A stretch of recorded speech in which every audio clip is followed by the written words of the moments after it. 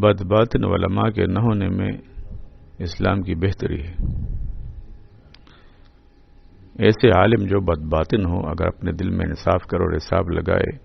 تو جان جائے کہ دین کے واسطے اس امر سے بہتر کوئی صلاح نہیں ہے کہ مخلوق کی دنیا سے منہ پھیر لے، اور جو لوگ اس کے سبب سے دنیا کی رغبت کرتے ہیں وہ ان لوگوں سے زیادہ ہیں جو دنیا سے ہراس کرتے ہیں۔ تو اسلام ایسے عالم کی نیست و نابود ہونے کے ساتھ وابستہ ہے، اور اسلام کی بہبود اور مصلحت اسی میں ہے کہ ایسے علماء بدباطن ہوئے ہی نہیں، اور ایسے پندار غلط اور خیالات خام بہت ہیں۔ ان کا علاج اور ان کی حقیقت ہم پہلے بیان کر چکے ہیں، اور اس کا مقرر بیان کرنا طویل اللطائل ہے، اور بعض علماء نے خود نفس علم میں غلطی کی ہے اور علم کی ایسی تعریف کرتے ہیں جو حقیقت پر مبنی نہیں۔ جو علم بہت ضروری ہے جیسے تفسیر، حدیث، تصوف، علم اخلاق اور طریق اور ریاضت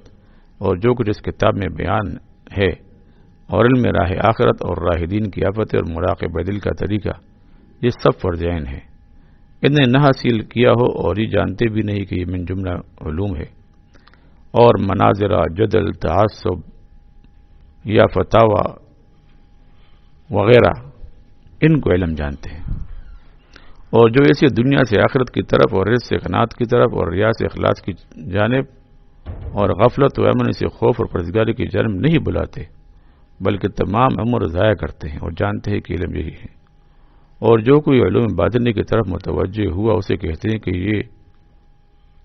علم سے منکر اور مہجور ہے، یعنی علم سے دور ہے۔ ان پندار یعنی تصورات بے اعتبار کی تفصیل دراز ہے۔ علوم کی کتاب الغروب میں مذکور ہے، یہ کتاب اس کی تفصیل کی گنجائش نہیں رکھتی، اور علماء میں سے بعض ایسے ہیں کہ علم و وعد میں مشغول ہوتے ہیں لیکن ان کی باتیں مسجع اور نکات اور مضامین واہیات ہوتی ہیں، اور اس کی عبارت کتاب میں ڈھونڈ ڈھونڈ کر نکالتے ہیں،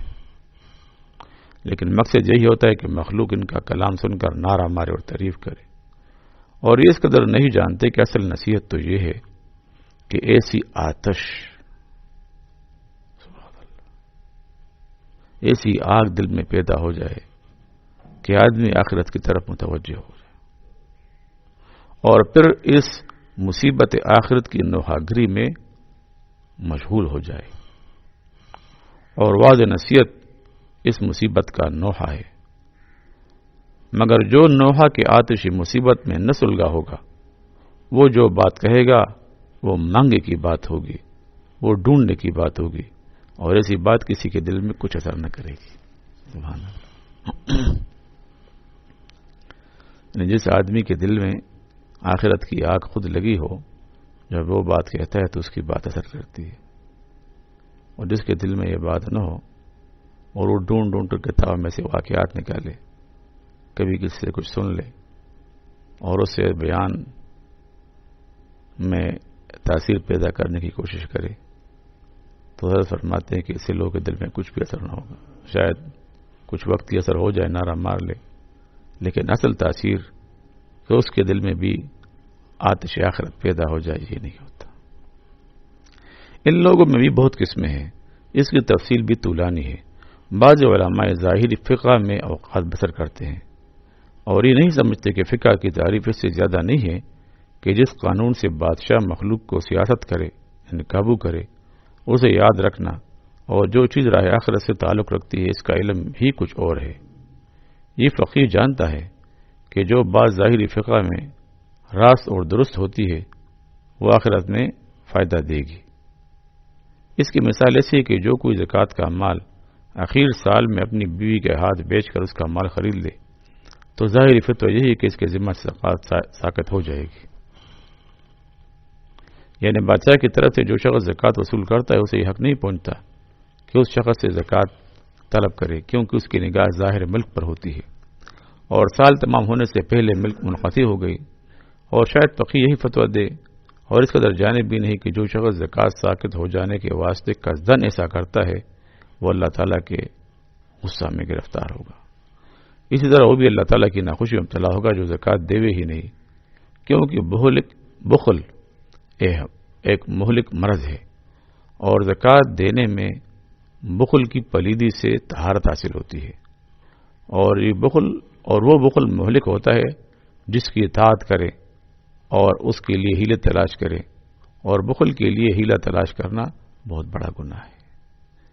پھر جب حیلہ کے سبب سے بخل کی اطاعت ہوئی تو ہلاکت پوری ہو چکی، تو پھر حیلہ کرنے والا کیوں کر نجات پائے گا؟ اللہ حاضل قیاس، جو شخص اپنی بیوی کے ساتھ بدخوئی کرے اور اسے ستائے حتیٰ کہ وہ خلا کر کے مہر لوٹا دے، تو ظاہری فتویٰ کی روح سے تو یہ درست ہے، کیونکہ دنیا کے قاضی کو زبان سے کام ہے، دل کا راز وہ نہیں جانتا، لیکن جو دلوں کے راز جانتا ہے یعنی اللہ تعالیٰ، اس کو تو سب پتہ ہے کہ یہ اسے خلا حاصل کرنا ظلم ہے۔ بیوی کو خواہ تنگ کرے تاکہ اس کا مہر لوٹا دے، اس کو پھر فارغ کرے۔ جو عالم ظاہر فقہ کے علاوہ کچھ اور نہ جانے و پندار میں مبتلا ہے، ایسا عابد و زاہد مسخرہ ہے۔ اللہ حاضل قیاس، کوئی شخص کسی آدمی سے کوئی چیز برملام مانگے اور وہ آدمی شرم سے دے تو ظاہر فتویٰ میں شاید جائز ہو، لیکن حقیقت میں یہ زبردستی لینا ہے، ڈھاکہ مارنا ہے، اس واسطے کہ ظاہراً لاٹھی مار کر زبردستی لینے میں اور شرم کا کوڑا مار کر لینے میں کچھ فرق نہیں۔ اور بھی ایسی باتیں بہت ہیں۔ جو شخص ظاہری فقہ کے سوا اور کچھ نہیں جانتا، وہ اس تصور میں رہتا ہے کہ میں دین پر عمل کر رہا ہوں، لیکن یہ ذرا برابر دین کے دقائق اسرار کو نہیں سمجھتا۔ اور دوسرا فرقہ علماء کے علاوہ عابد زاہد لوگ ہیں، ان میں بھی اہل پندار بہت ہیں۔ بعض تو مغرور ہیں کہ فضائل کے سبب سے فرائض سے باز رہے، جیسے وہ شخص جیسے طہارت میں ایسا وسوسہ ہے کہ نماز بے وقت پڑھتا ہے لیکن وضو پر بہت وقت لگاتا ہے، اور اس کے علاوہ ماں باپ دوست سب کو سست کہتا ہے کہ پانی کی نجاست کا گمان بعید اس کے نزدیک قریب ہو گیا، اور لوگوں کے بارے میں کہتا ہے کہ ان کو طہارت صحیح حاصل نہیں ہوتی، اور جب کانے پر بیٹھتا ہے تو سمجھتا ہے کہ سب چیزیں حلال ہیں اور حرام سے پرہیز نہیں کرتا۔ بے کفش کے پاؤں زمین پر رکھتا ہی نہیں کہ پاؤں نجس ہو جائیں گے، بے کفش جوتے، لیکن حرام کھا جاتا ہے۔ صحابہ رضوان اللہ تعالی علیہ مجمعین کی سیرت بھول جاتا ہے۔ المؤمنین عمر فاروق رضی اللہ عنہ نے فرمایا کہ حرام میں گرنے کے خوف سے 70 طرح کے حلال ہم نے چھوڑ دیے، اور اس کے باوجود بھی ایک نسوانی عورت کے برتن سے آپ نے طہارت حاصل کی۔ بس جھوٹ موٹ کے عابد زاہد احتیاط لقمہ کے بدلے احتیاط طہارت عمل میں لاتے ہیں۔ ایسا ہوتا ہے کہ اگر کوئی شخص دھوبی کا دھویا ہوا کپڑا پہن لے تو جانتے ہیں کہ اس نے بڑا ہی گناہ کیا، کیا پتہ صحیح نے دھویا ہو۔ حالانکہ جناب سلطان الانبیاء علیہ الصلوۃ والسلام کے واسطے کفار جو کپڑا ہدیتاً بیچتے تھے آپ اسے پہن لیتے تھے۔ صحابہ رضوان اللہ تعالی علیہ اجمعین جو کپڑا کفار سے مالی غنیمت میں پاتے بے تکلف پہن لیتے، کسی نے یہ روایت نہیں کہ کیسے دھو کر پہنتے تھے، بلکہ کفار کے ہتھیار کمر میں باندھ کر نماز پڑھتے۔ یہ کوئی نہ کہتا کہ جو پانی لوہے کو دیا ہو یا جو قبضہ وغیرہ بری ہو یا چمڑا جو اس پر منڈا ہو شاید ناپاک ہوگا۔ بس جو شخص پیٹ زبان ہاتھ پاؤں وغیرہ کے بارے میں تو احتیاط نہ کرے اور اختیار طہارت میں بالغ کرے تو شیطان اس کے ساتھ مسخرہ کرتا ہے، بلکہ سب احتیاط اگر آدمی بجا لائے اور پانی بہانے میں اسراف کرے یا نماز اول وقت نہ پڑھے تو بھی مغرور ہے۔ اس احتیاط کی شرط طہارت کے بیان میں ہم ذکر کر چکے ہیں۔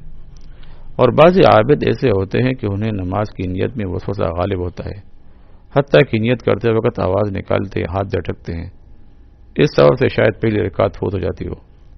اور اس قدر نہیں جانتے کہ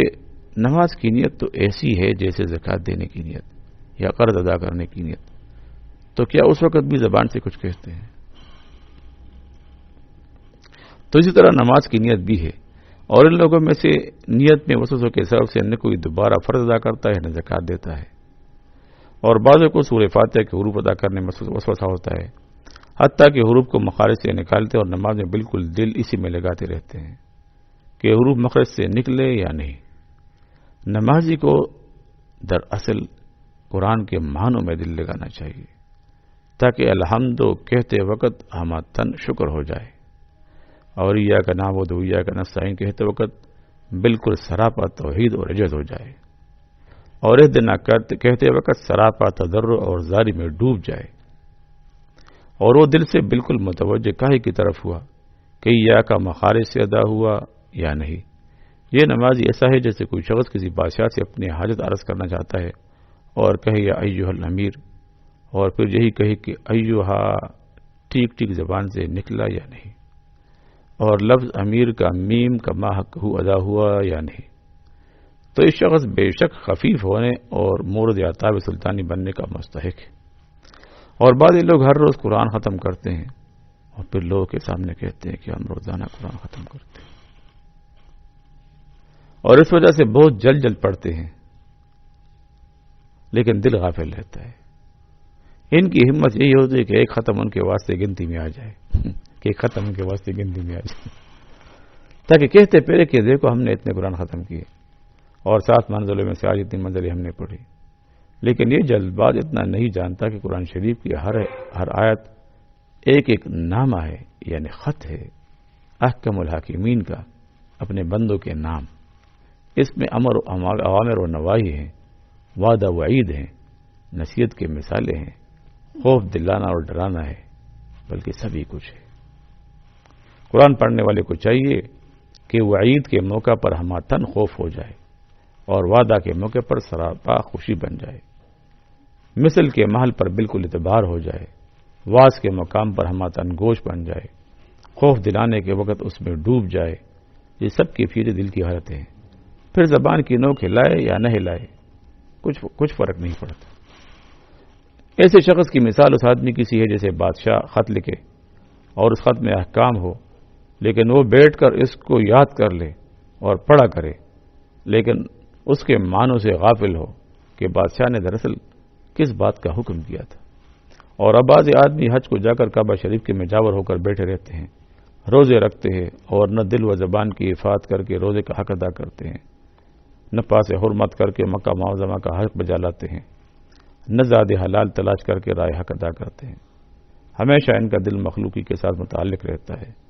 کہ مخلوق ہمیں کعبہ شریف کا مجاور جانے، اور خود کہتے ہیں کہ ہم اتنی دفعہ عرفات پر کھڑے ہوئے، اتنے برس میں بیت اللہ کے مجاور رہیں. یہ لوگ اتنا نہیں جانتے کہ اپنے گھر میں کعبہ شریف کا شوقین رہنا اس سے بہتر ہے کہ آدمی کعبہ شریف میں ہو اور اپنے گھر کا شوقین رہے،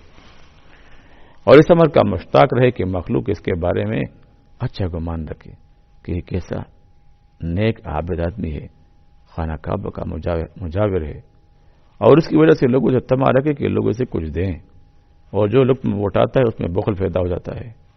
یہ خوف کہتا ہے کہ کوئی اس سے لے لے گا یا مانگ بیٹھے گا.